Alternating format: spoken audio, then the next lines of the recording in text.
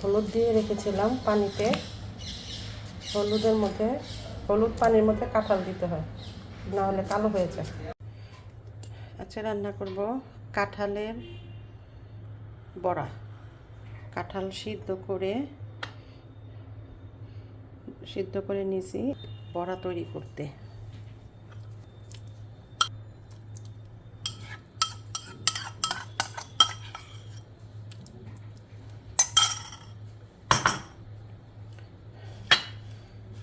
এখন নিয়ে নিব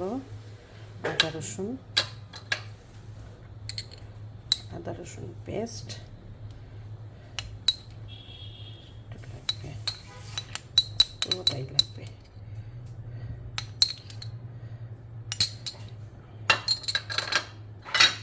দিয়ে দেব আমি মরিচ গুঁড়ো,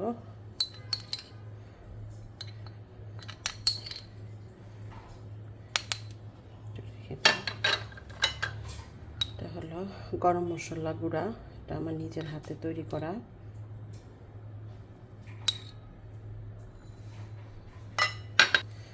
তারপরে হলো জিরা গুঁড়া,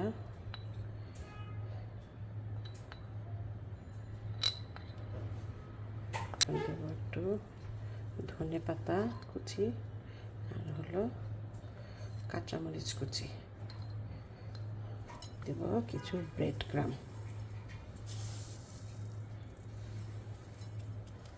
দিয়ে দেব পরিমাণ মতো লবণ, দিয়ে দেব কিছু পেঁয়াজ কুচি। এখন আমি এটাকে মিক্সড করব।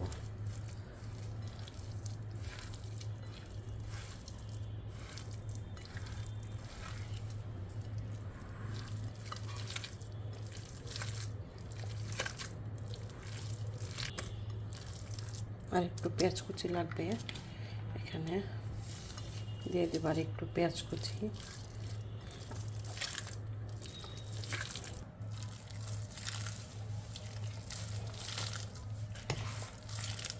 বাইন্ডিংয়ের জন্য আর একটু ব্রেড ক্রাম দিব, যাতে একটু শক্ত হয়।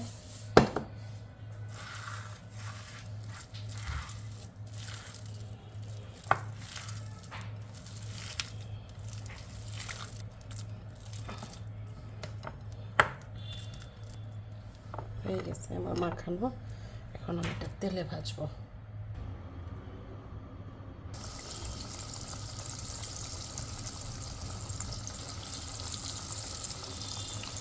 কাঁঠালের খাবারগুলো খুবই মজা লাগে।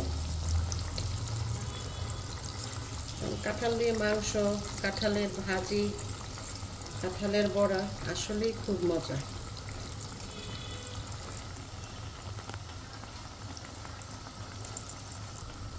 এক পাশ ভালো মতো হলে তারপরে উল্টাই নেব।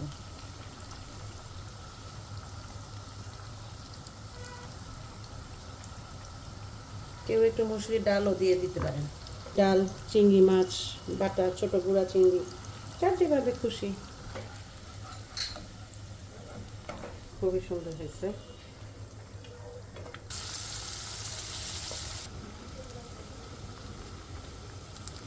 বড়ার সবগুলো মেখে 10-15 মিনিট রেখে তারপরে বড়া ভাজলে আরও বেশি ভালো হয়, তাহলে পেঁয়াজগুলো খুলে যায় না। গরম মশলা দেওয়াতে মাংসের একটা সুন্দর ফ্লেভার বের হয়েছে।